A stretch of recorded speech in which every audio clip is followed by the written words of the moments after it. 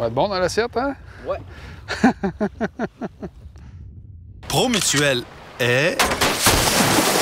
là. La la la la la la la. Germain Chevrolet Saint-Raymond, fier partenaire de l'émission La pêche dans la peau avec Samuel Gendron.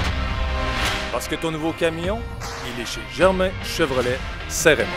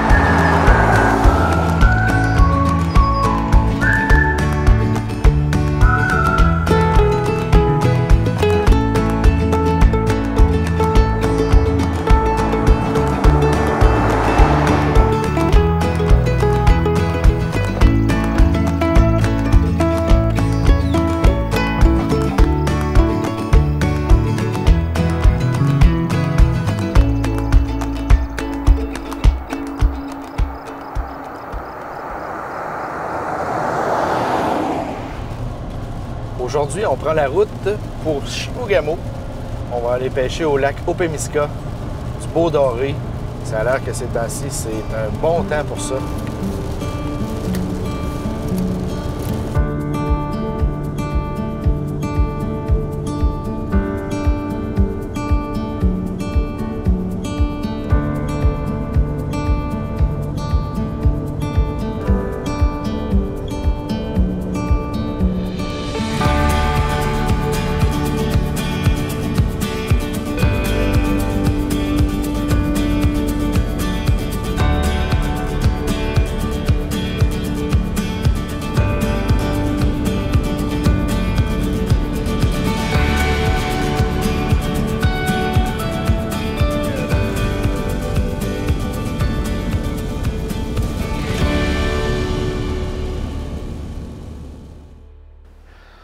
À chaque fois que je viens dans le bout de Chibougamau, je m'arrête ici le soir. Quand j'ai fini ma journée, je m'installe avec mon petit lunch, ma canne à pêche, puis mes pensées. Ça mort, je suis au paradis. Poisson!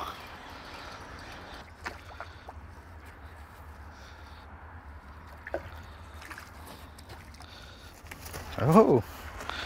Un petit doré!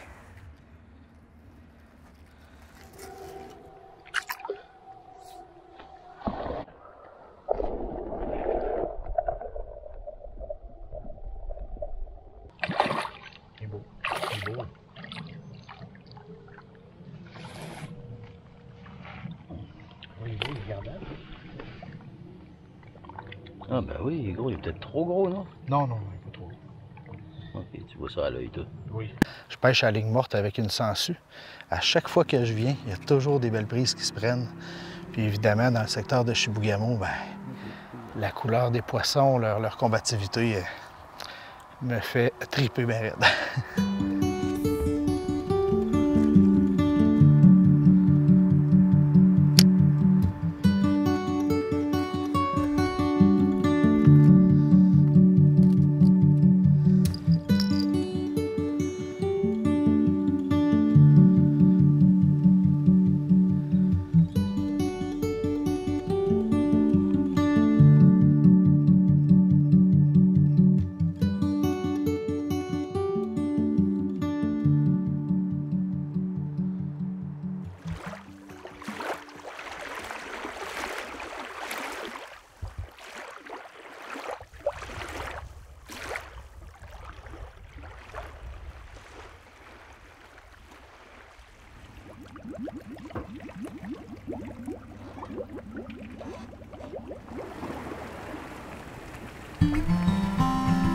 Je connais Éric Bélanger depuis 7 ans. C'est un passionné de pêche comme moi. Il en fait pas son métier lui non plus, mais la pêche, il adore ça. Il vit sur le bord du lac Opemiska. Son lac, il connaît. Son bateau, il est toujours prêt.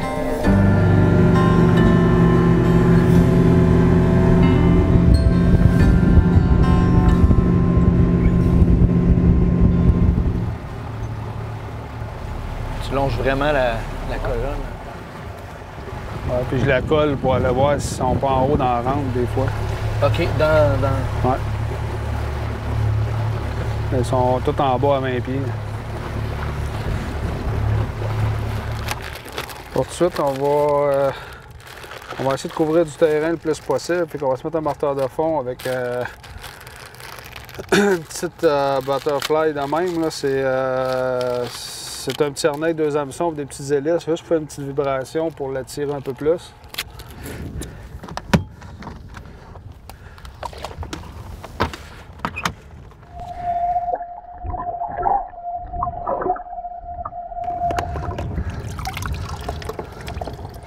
Ici, on a un montage avec 2 hameçons. On va mettre notre sangsue sur celle-là du haut. Fait que quand elle arrive pour la mordre, celle-là va traîner en arrière. Fait que si elle ne mord pas bien, ben tu as la deuxième chance que tu poignes ton poisson la même affaire. Comme un effet remorque, là. Ouais. Tu vas avoir à peu près, je te le dis, 80% de tes prises qui vont être prises que celle-là. OK.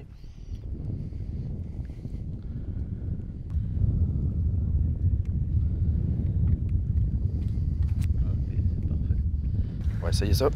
Parfait.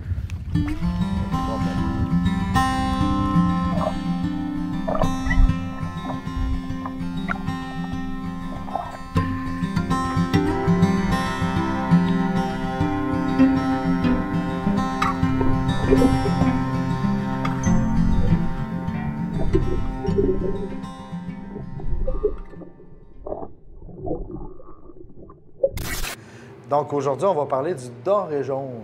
Oui, le doré jaune, en fait, il fait partie de la famille des percidés comme la perche chaude, les dors puis les fouilles roches. C'est un poisson qui a particulièrement des gros yeux. Il est particulier, oui. Ses yeux aussi, là, derrière la rétine, il y a une couche de pigments qui reflète la lumière. Cette couche-là s'appelle le tapis choroïdien. Puis, ça lui permet, là, dans le fond, les pigments, ils reflètent la lumière, puis ça lui permet d'avoir une bonne vision dans l'obscurité ou, en fait, dans des eaux où la lumière est peu abondante. Quand la luminosité, là, est trop élevée en plein jour, puis surtout quand l'eau est claire, le doré a tendance à se réfugier en plein jour, là, en profondeur, dans l'eau, où il va se trouver, là, des abris à l'obscurité, là, créés par des structures, là, dans l'eau. Et voilà. Venais-tu juste de dire qu'on en avait vu? Oui, tu venais juste de le dire. Effectivement.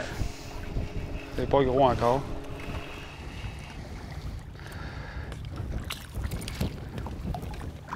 Là, ce que je te disais, Sam. Là, ce qu'il y a pogné. Ah ouais, après la tricheuse. Ah oui, c'est ça. Fait que probablement, si j'aurais juste eu un hameçon, je l'aurais pas eu, ce poisson-là.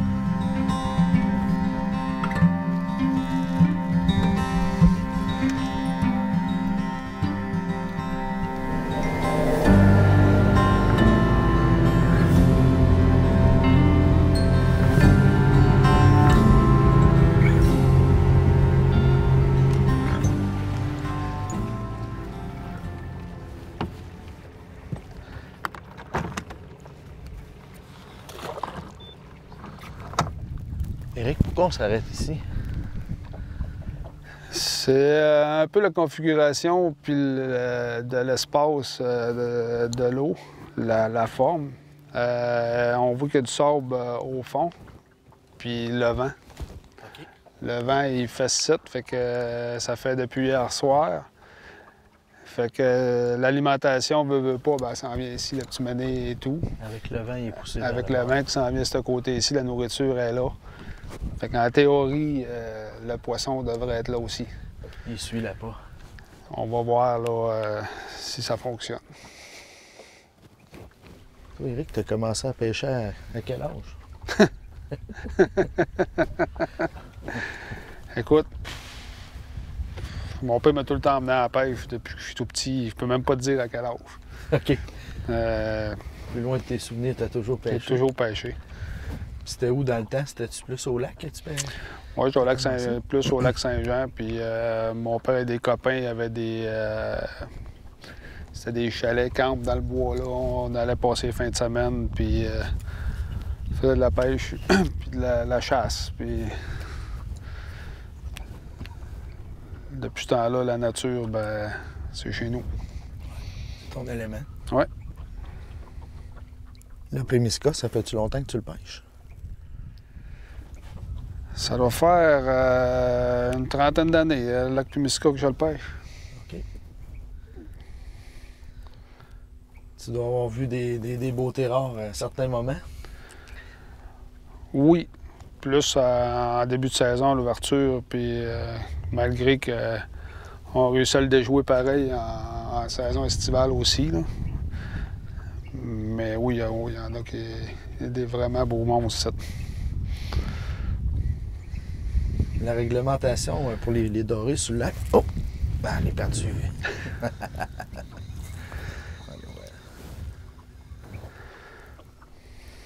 Ouais, c'est bien ça. Puis y a-tu eu une variation en 30 ans là, dans le lac? Moins de poissons, plus de poissons, ça a-tu changé? Le monde pêche beaucoup plus. Beaucoup de pêcheurs. Par contre, avec la nouvelle réglementation, ça fait la 3e année, je pense qu'ils l'appliquent. Avec la réglementation 37-53 cm, tu peux juste garder ceux-là entre cette mesure-là. Puis tu as le droit à un over. Ça veut dire que tu peux en garder un, la grosseur que tu veux, qui dépasse le 53 cm. On a l'air à remarquer, ben moi, en tout cas, là, je remarque que le lac devient plus en santé parce qu'on pogne du 30, 28, là, tu sais, t'en pognes beaucoup. Parce que peut-être qu'avant, je pense qu'on en pognait peut-être un peu moins. OK. Ça semblerait porter fruit. C'est-tu ça? C'est-tu pas ça? Je le sais pas. Puis le monde font vraiment attention à cette heure. Au gros, là, je te dis, ici, là, en 24 pouces, là, ça remet tout ça à l'eau. OK. Fait que je pense que le monde commence à respecter plus les eaux qu'avant. En fait, le premier plan de gestion du doré a été mis en place en 2011 dans le but de redresser l'état des populations puis améliorer la qualité de pêche au Québec. Ce qu'on peut dire en date d'aujourd'hui, c'est que depuis la mise en place du plan de gestion, la qualité de pêche a été redressée de façon significative. Là, on est à l'aube de notre 2e bilan à l'échelle provinciale pour le bilan mi-parcours du plan de gestion 2016-2026. Somme toute, là, il est un peu tôt pour tirer des conclusions. On a quelques signes positifs, puis on verra pour la suite là, dans quelques mois. Est-ce qu'il y a juste du doré ici? Ça, tu as du doré, brochet, loche, esturgeon. C'est pas mal les espèces qu'il y a là, dans le lac-ci. Même de l'esturgeon? Oui. Pas mal dans tous les lacs du Nord. Là, il y en a, peut-être pas en profusion, là, mais il y en a.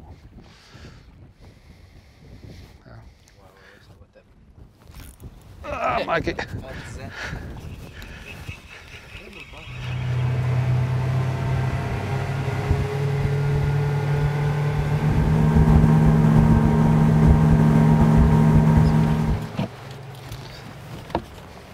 Pas gros.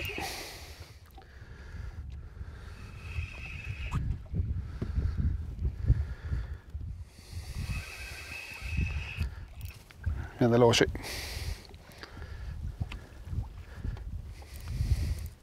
C'est la vie.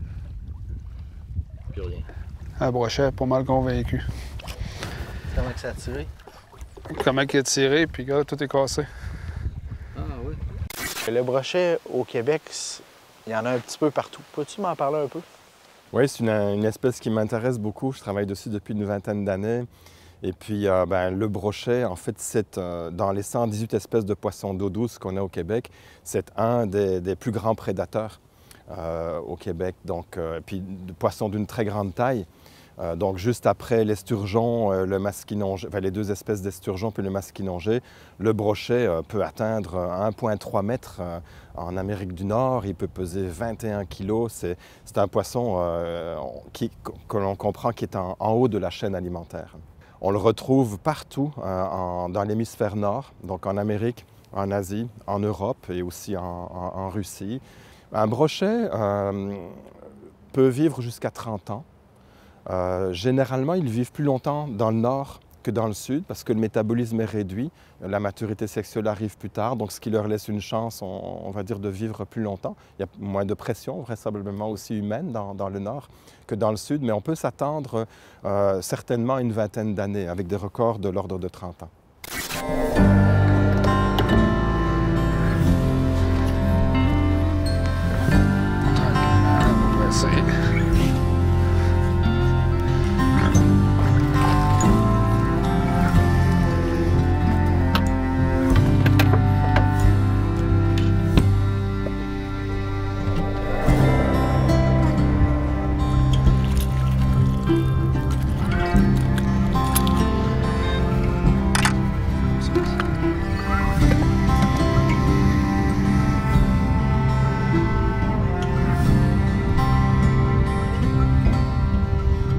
Lui est bon. 37. 37, parfait. Ah oui.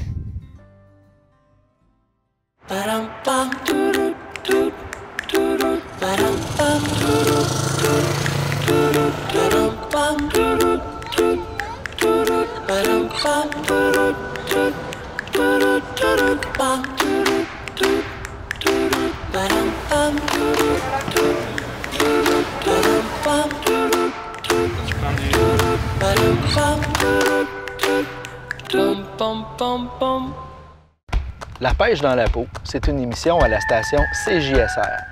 C'est aussi une page Facebook et une très belle communauté. Suivez-nous, on va y mettre les émissions et même des extraits inédits. Les grandes lignes, ça soit en mouvement.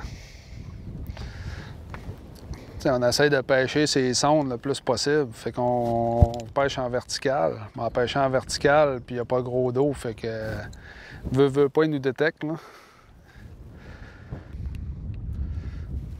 Mais je pêche normalement la canne assez basse pour faire en montant. Hein. Fait que des fois, je me fais jouer des tours, mais c'est pas bon de la mettre dans l'eau. Tu perds beaucoup de sensibilité. Ouais, c'est ça. Sur le bout sur ton type. Donc la meilleure période pour le doré ici, c'est quand? Ouais, c'est la Saint-Jean-Baptiste. Après ça, ça retombe plus les alentours de la fête du travail. Là. Ils se replacent pour l'hiver. Hein. Fait qu'ils se regroupent un peu plus.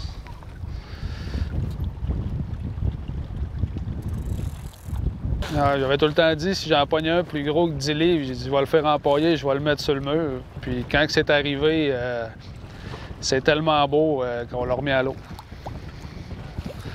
Il mesurait combien de long? 34 pouces. Ça, c'est mon record à moi personnel.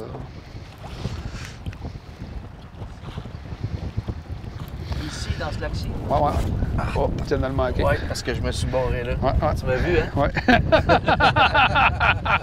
Toi, Eric, la pêche pour toi, c'est quoi qui fait que tu aimes autant la pêche? C'est réussir à le déjouer, puis vraiment, écoute, c'est un moment de relaxation qui est avec la nature, le vent, l'eau, la vague, puis les amis.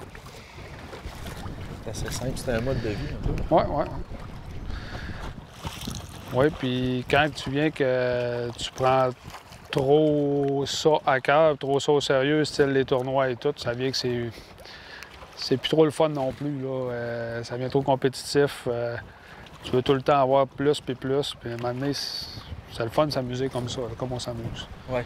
Tu sais, si t'en rentres du gros, t'en rentres. Si t'en rentres pas, ben, c'est drôle pareil. Mais quand même bien. Ouais, ouais. Tu peux pas imaginer ta vie sans la pêche, j'imagine. Ah, écoute, c'est pas essentiel tant que ça. par contre, c'est des beaux moments qu'on passe pareil entre amis, ma femme, mes enfants. C'est des moments que tu peux pas oublier, là.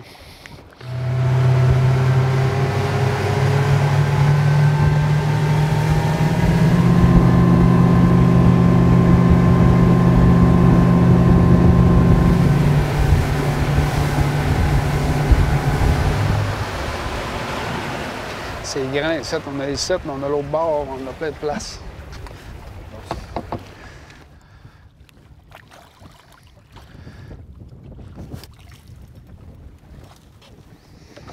Pas pire, lui, Sam, gars. Oui, il est beau. On va le garder, lui. On va être bon dans l'assiette, hein? Ouais. Regardez la différence pour savoir si c'est un doré jaune ou un doré noir. Le doré jaune, il y a une petite tache ici dans le bas de la queue. Puis il n'y a pas de picot dans le dorsal. Si ça aurait été un noir, il y aurait des picots dans le dorsal, puis il n'y aurait pas la tache blanche.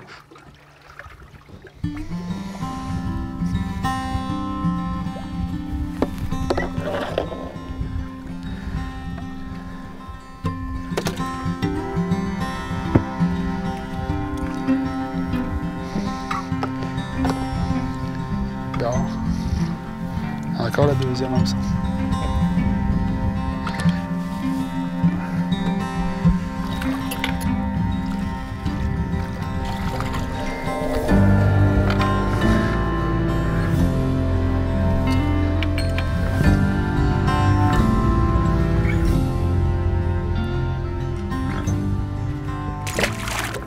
Il est parti. Comme exemple, tu sais qu'il y a eu des éclairs, tu sais qu'il y a eu du vent, ça peut t'orienter pour tes spots où aller. Ben moi, je suis sur le bord du lac. Fait que, en étant sur le bord du lac, je sais tout le temps ce que le bord qui est le vent tous les jours en regardant par la fenêtre. Ça donne une chance pour commencer la journée. Plus besoin d'outils électroniques pour tous ces trucs-là. Ça a un avantage, mais écoute, ça fait, comme là, ça fait 3 jours qu'on a ce vent-là. Fait qu'il y a ce côté ici, mais là, il monte pas. Oh! C'est une blague. Je l'ai jamais faite depuis le début, là, j'avais le goût.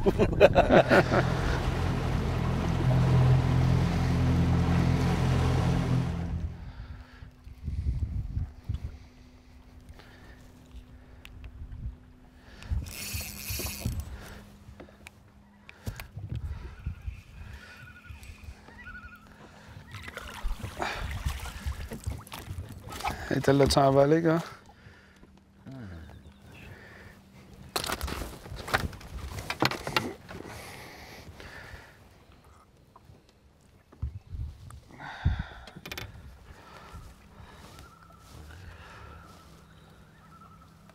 Le brochet, c'est une espèce qui se reproduit dans les plaines d'inondation des rivières, un peu comme ici justement.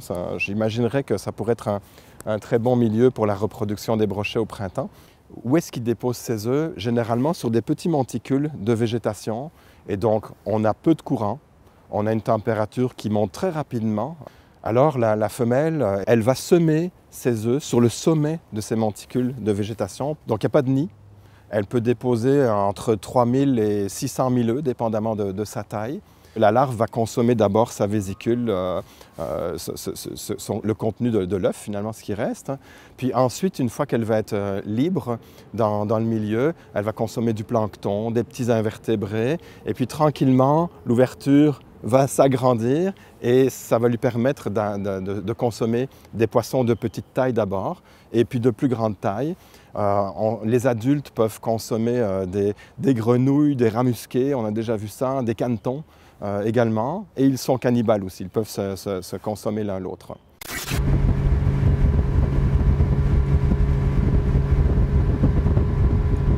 C'est une frayère. Fait que, notamment une frayère, c'est une alimentation pour les gros poissons. C'est plein de petits menés ici. Fait que ça devrait être intéressant. On va voir ce que ça va donner.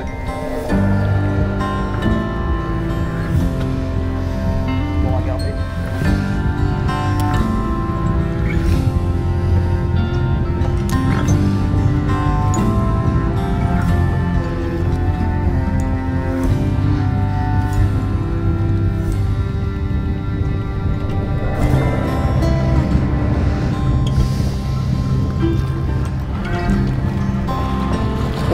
un beau gros brochet.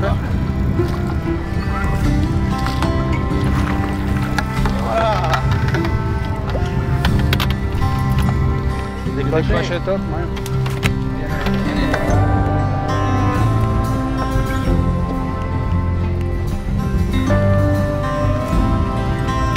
Tout de même sur le bord.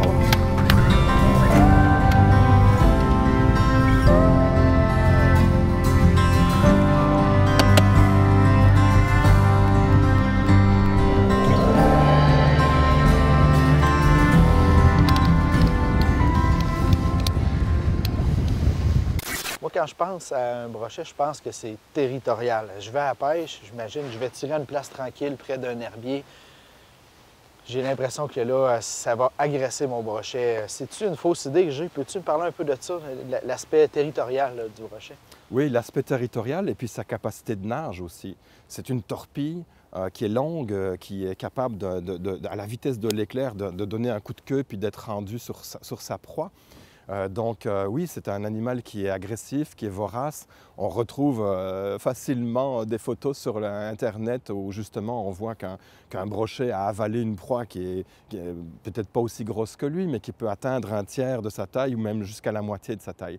Donc on peut comprendre que c'est un animal qui est très motivé et un prédateur très efficace, qui est équipé, qui a tout ce qu'il faut pour aller à la chasse. Généralement, il est embusqué dans la végétation. Il ne fait pas des grands déplacements. Ce n'est pas un coureur de fond, c'est un sprinter qui donne un coup très puissant et qui est rendu sur sa proie. Plus la taille du brochet grandit et plus il peut exploiter aussi un habitat profond. Et il a, on va dire, l'intelligence ou l'instinct de rester juste avec des congénères qui ont à peu près la même taille. Et donc, c'est une façon un peu de protéger l'espèce. Tu restes avec un congénère de la même taille, tu n'as pas de chance de te faire avaler. Mais généralement, les grands brochets sont capables d'exploiter des strates moins profondes, alors que les petits ne prennent pas la chance de descendre là où il y a des plus gros. Ça leur risque et péril. Exactement, oui.